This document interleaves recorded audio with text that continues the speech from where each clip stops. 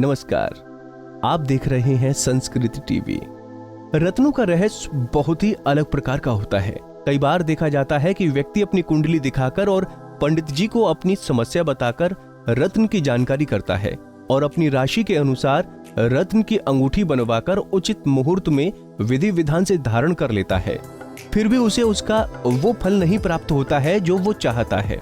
उचित फल न प्राप्त करने से निराश होने की जरूरत नहीं है, बल्कि उससे संबंधित कुछ उपाय करने की जरूरत है। इस वीडियो में हम बात करेंगे सूर्य और माणिक्य की। सूर्य को प्रसन्न करने के लिए लोग माणिक्य पहन लेते हैं, फिर भी लाभ नहीं मिल पाता है और वो परेशान होते हैं कि रत्न धारण करने के बाद भी कोई फायदा नहीं हो रहा है। दरअसल रत्नों का संबंध परिवार के अंदर किसी अनमोल रिश्ते से भी जुड़ा होता है। हो सकता है कि आप परिवार के किसी ऐसे ही अनमोल रिश्ते को इग्नोर कर रहे हों जिसके कारण आपको रत्न का पूरा फल नहीं मिल पा रहा है। माणिक्य का सीधा संबंध पिता से। माणिक्य का सीधा संबंध पिता से होता है। जिस तरह पिता परिवार का मुखिया होता है, ठीक उसी तरह ग्रहों के मुखिया सूर्य हैं। सूर्य को प्रसन्न करना है तो उनसे संबंधित जीव को भी प्रसन्न करना होगा। सूर्य का जीव पिता है। जब तक पिता को आप प्रसन्न नहीं करेंगे, रत्न का पूरा लाभ नहीं मिलेगा।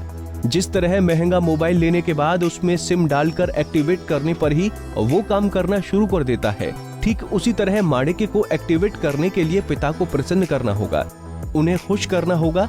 यदि आपके व्यवहार से आपके पिता आपसे दुखी रहते हैं तो आपको माणिक्य धारण करने के बाद भी कोई लाभ नहीं मिलने वाला है।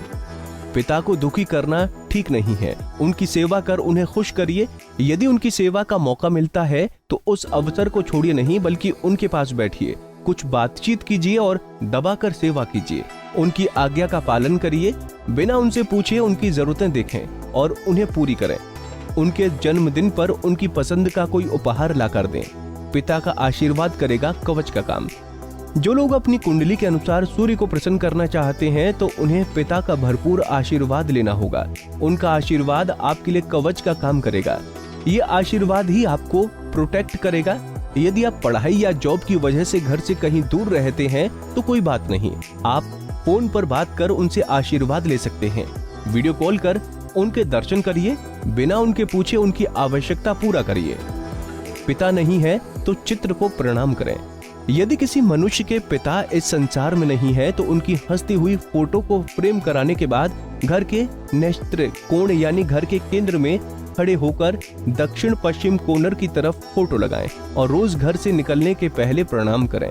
ऑफिस से शाम को आने के बाद संध्या समय में तो अवश्य ही चित्र को प्रणाम करें। घर के पूजा स्थल में तिरंगा रख करें पूजन।